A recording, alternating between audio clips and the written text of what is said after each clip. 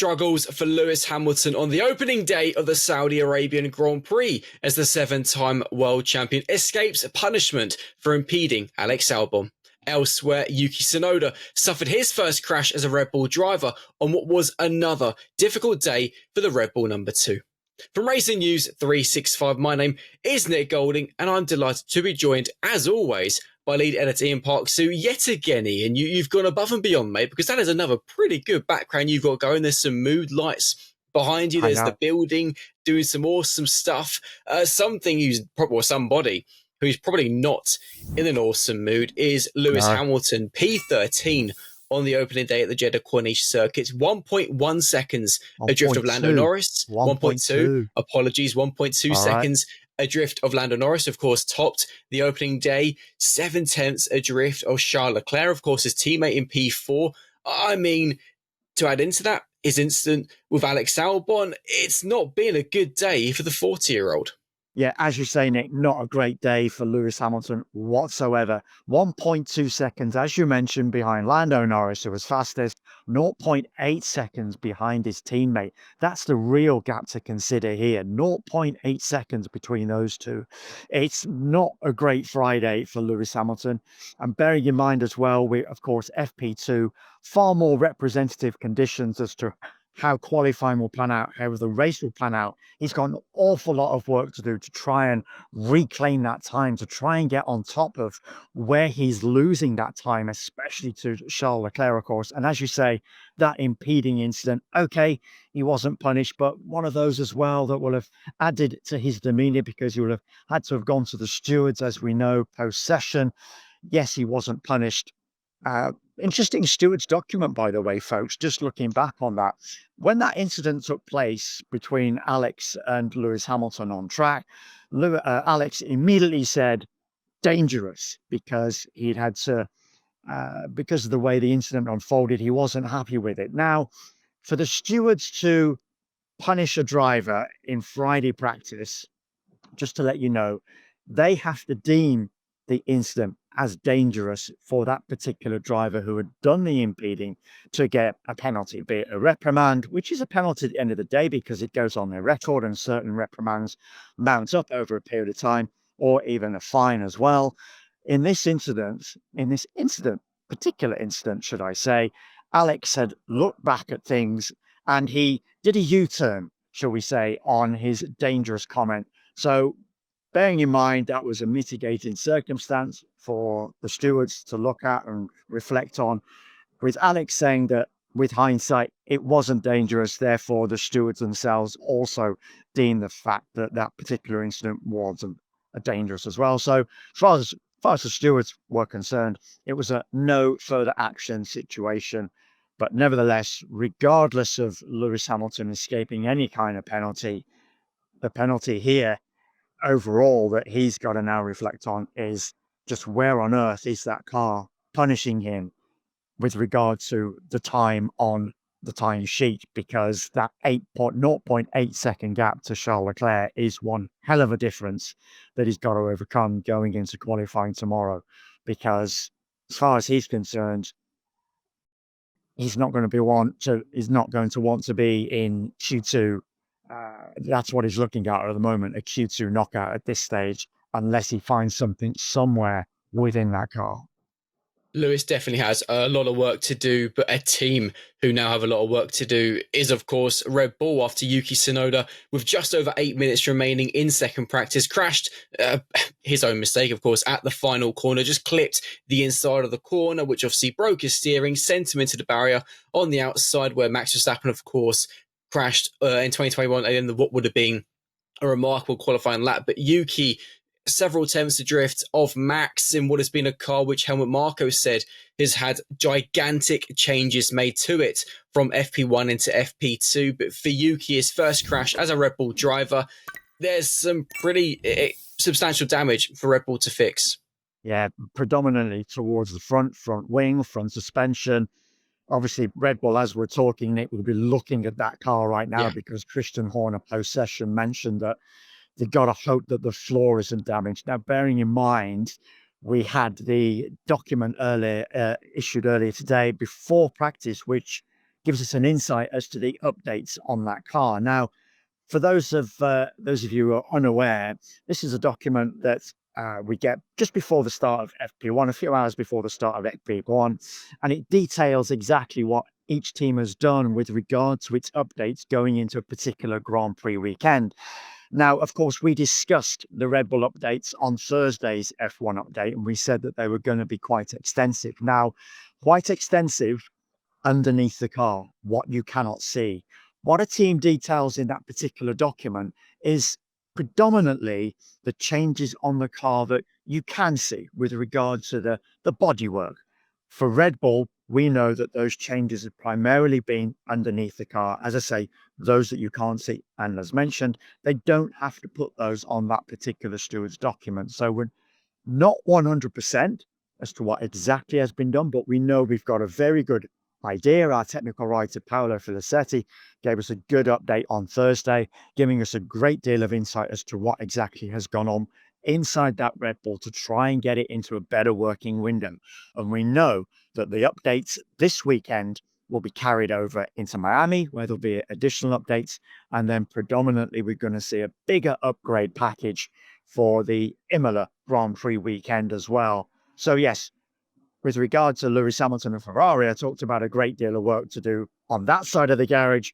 With regard to Yuki Tsunoda and Red Bull, yes, that side of the garage also has a lot of work to do to get Yuki in a comfortable position with that car. Max, third quickest at the end of FP2. Not a bad performance.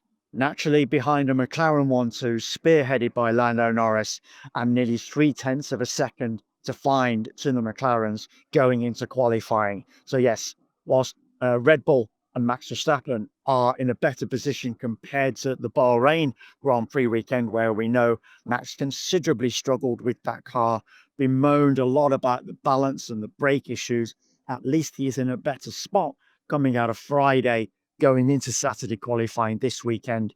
And now it's a case of, can Red Bull find any more within that car to get him any closer to the McLarens? But as far as Christian Horner is concerned, he feels the McLarens right now are head and shoulders above the rest of the field.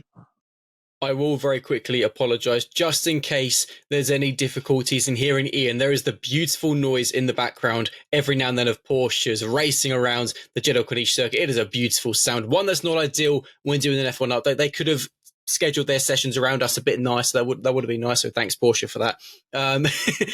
Maybe a free ride would be quite nice.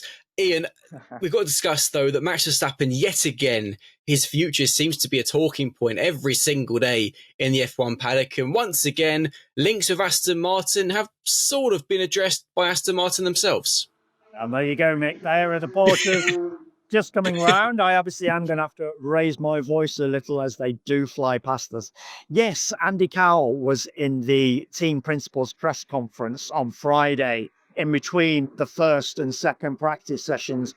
And he was asked about the link that's again emerged this weekend between Aston Martin and Max Verstappen potentially joining the team for next season. As we know, this is one of those that predominantly is not going to go away. And Andy, bless him, he basically refused to knock the speculation into a cob tap, shall we say. He basically turned around and said, look, all my focus right now is on getting this car ready for 2026. It's one of those that lends itself to a great headline. Aston Martin refused to rule out Max Verstappen move. Now, as far as I'm concerned, behind the scenes, this is Aston Martin just deciding not to pay any kind of lip service to the Max speculation, because they know it makes good headlines, it keeps them in the spotlight, and why not? Why shouldn't they be linked with Max Verstappen at the end of the day? Because there's a lot of great things going on, we know, inside Aston Martin. It has Adrian Newey working 100% on the 26 car, but as we have discussed on many occasions, what would be the point in Max Verstappen going to another team right now for 2026 when he does not have a clue as to which team is going to be at the front of the pack because of the major regulation changes we've got coming, both in terms of the power unit and the aerodynamics. Max is far better sitting tight at Red Bull,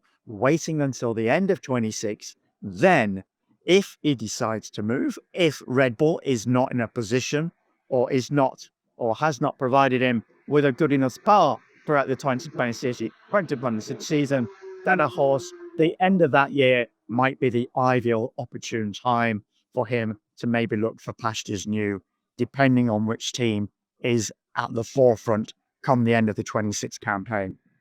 I completely agree. Just quickly to run through the top 10 from the opening day in Saudi Arabia. It is, of course, as Ian said, a McLaren 1-2 led by Lando Norris ahead of Oscar Piastri. Verstappen was third fastest ahead of Charles Leclerc. Carlos Sainz, Yuki Tsunoda, George Russell in P7, Pierre Gasly in P8, who had topped FP1, Nico Hulkenberg in 9th, and Alex Albon in P10. Ian, just finally, whilst there is such a beautiful noise in the background, as I mentioned, a McLaren 1-2. Interestingly, though, yes, they look to be once again the dominant team this weekend, but it was Lando who was ahead of Oscar. And it seems that despite insisting he needed a reset, could have done with some more days off and obviously addressing again some of his mental battles, Lando is on good form, it seems.